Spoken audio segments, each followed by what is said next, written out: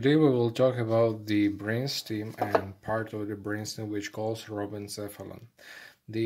First of all, if we use the embryological classification of the brain, we have the main three vesicles, stage of the three vesicles, which divide on the five. And this tree is next. First three vesicles, it is rhombencephalon, mesencephalon, and prosencephalon. Yes, prosencephalon. Each three divide on the next parts. Rhombencephalon divide on the medulla oblongata and mesencephalon. Mesencephalon divide on the pons and cerebellum. Next part, mesencephalon, which continues to the mesencephalon like midbrain and doesn't split to others. Yes, this is mesencephalon. And last one, prosencephalon, divide on the two, diencephalon and telencephalon, which consists of the two hemispheres. Okay, the rhombencephalon, as we talked about it previously, this rhombencephalon consists of the medulla oblongata, pons, and cerebellum. Medulla has these measures, pons, these measures separate from the medulla by the medullopontial junction or line, and from the mesencephalon by the isthmus of rhombencephalon. Yes, has the roof, yes, has the layer velum cerebelli, which form the roof of the fourth ventricle. Okay, let's continue. This specimen is the brainstem example with the next parts, which consist of the medulla oblongata, next pons, yes, with the cerebellar peduncles, and mesencephalon.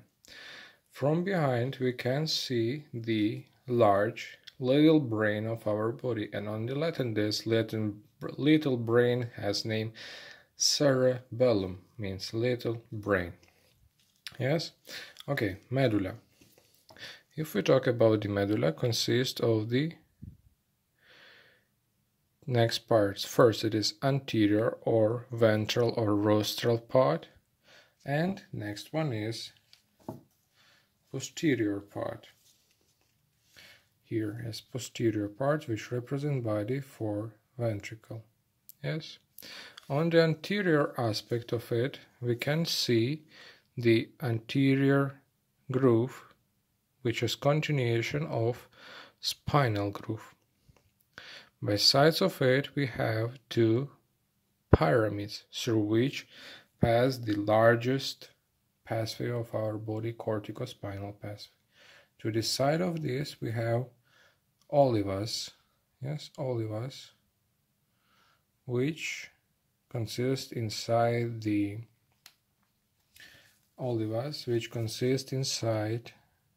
olivary nucleus. In front of it arise the 11 and 10 cranial nerve, and behind of it arise the 12 cranial nerve. Yes, this all form the anterior aspect of medulla, which consists of the pyramids, olivas, and nerves which arise from it. Nerves which arise from the medulla, it's nerves, cranial nerves from 9 to 12. It is glossopharyngeal nerve, it is vagus nerve, it is accessory nerve, and hypoglossal nerve. Next, it is anterior aspect of the pons, which calls basilar part of the pons, and this part of the pons attached with the medulla, which has ponto-medullary junction. On each we have, you can see it clearly, arise the some cranial nerves. Yes, this is the nerves like 6, 7, and 8 arise in this direction. 6, 7, and 8. And from above we have a rising from just on the pontocerebellar junction, we have a rising of, or pontocerebral angle, we have a rising of trigeminal nerve. As this anterior basilar surface, ventral surface, has one groove, which calls basilar groove, and you see visible here transverse direction of fiber. This transverse direction of fiber described by transverse passages which communicate the pons with cerebellum. You see it. This fibers runs into the cerebellum as it pontocerebellar pathways. Okay, on other specimen we can see also the pyramids of medulla, we can see olivas of medulla, we can see the basilar part of pons, we can see the peduncles, because each part of the brainstem attached with the cerebellum through lower, middle and superior peduncles, cerebellar peduncles. From posterior aspect of the pons and medulla we can see the rhomboid shape structure, which call it as rhomboid fossa. On this rhomboid fossa we have 4 bodies. This 4 bodies is next 2 inferior, which formed by medulla, 2 superior, which formed by pons, and 1 midline, which formed for the posterior sulcus.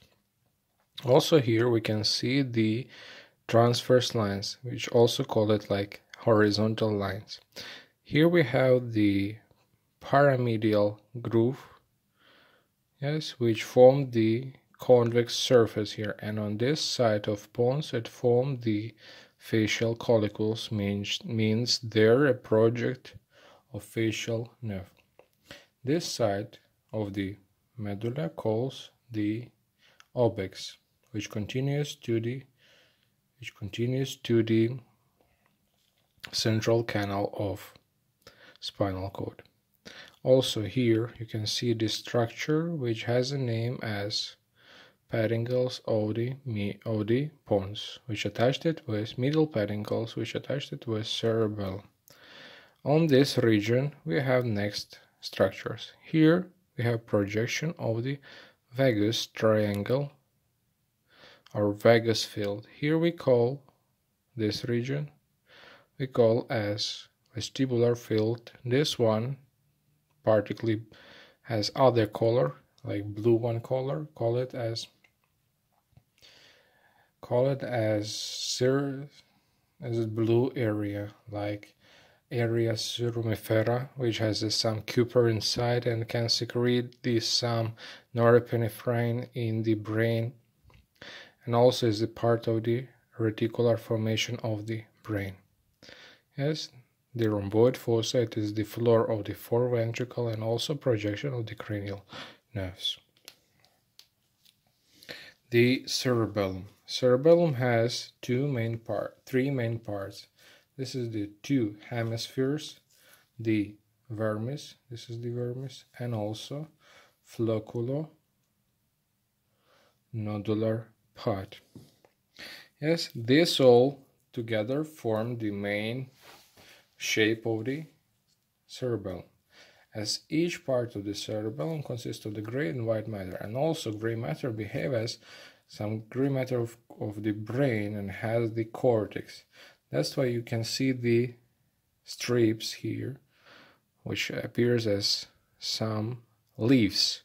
This leaf-like structure also associates cerebellum with the some tree. Yes, and we will talk about it later. Yes, and these leaves, we call it folia cerebelli.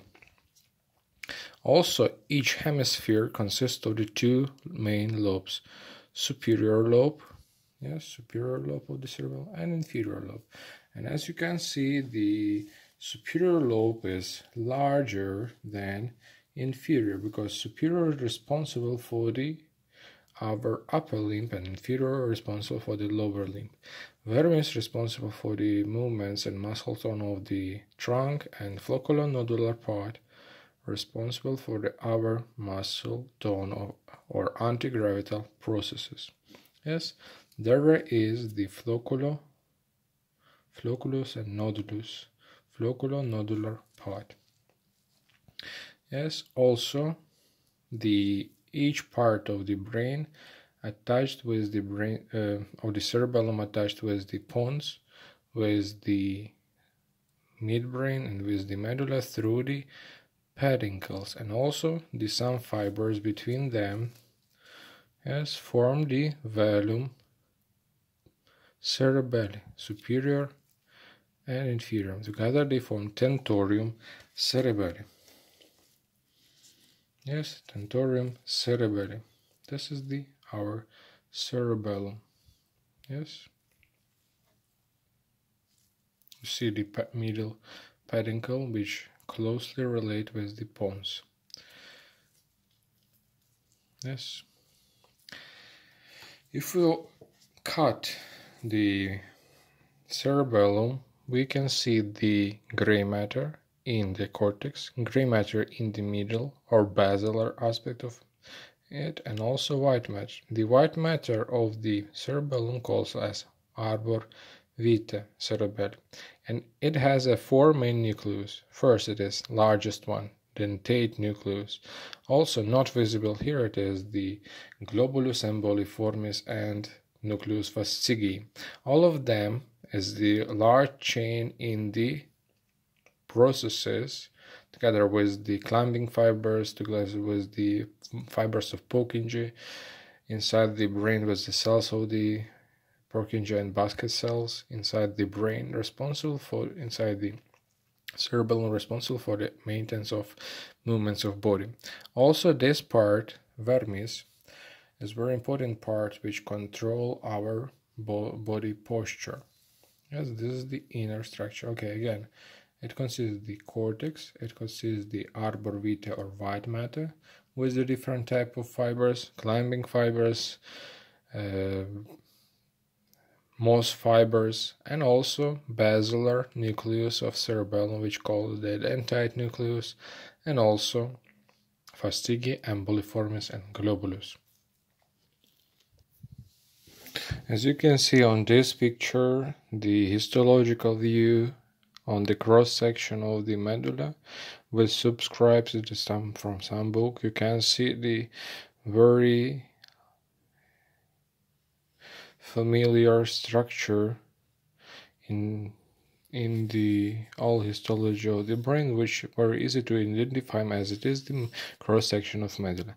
Inside each part of the brain we have next part, gray matter, white matter, and some cavity. According to this scheme, we will start from the gray matter. Gray matter present here according to some nucleus, which present only in this part. The main nucleus of the medulla, it is largest nucleus of this part. It is the olivary nucleus or inferior olivary complex, or just simple, just olivary nucleus, which has tiny relationship with the inferior peduncles of the cerebellum, yes, for the opposite side and for the same side, and also through the arcuate fibers attached with the cerebellum and in two directions, to the center to the cerebellum or downward to the spinal cord, and form olivospinal pathway. Olivary pathway, which is responsible for the body balance and muscle tone. Next one, main nucleus, it is hypoglossal nucleus, it is vagus nucleus, it is solitary tract nucleus, and others nucleuses which is represented by cranial nucleuses. For example, hypoglossal nucleus, solitary nucleus, the ambiguous nucleus, it is the dorsal nucleus of vagus, or center of breathing and aqueduct. Also, some lower aspect of it present here by the inferior and medial vestibular nucleuses, which also is participating in the in the pons. Yes, these nerves also give the fibers to the olivas. Yes, here should be fibers to the olivas. Some of them runs to the front of the olivas, some of them pass behind. Yes, also here we have inferior cerebral peduncles, which is white matter, and also we have the proper nucleus here should be present, which calls as gracilis and cuneatus nucleus or Goldenburg nucleuses, which attached with this structure, which calls medial lemnisc. Yes, it is the cuneatus and gracilis fibers. Also, largest white matter of the pons of the medulla, it is pyramids. Here it is the pyramids.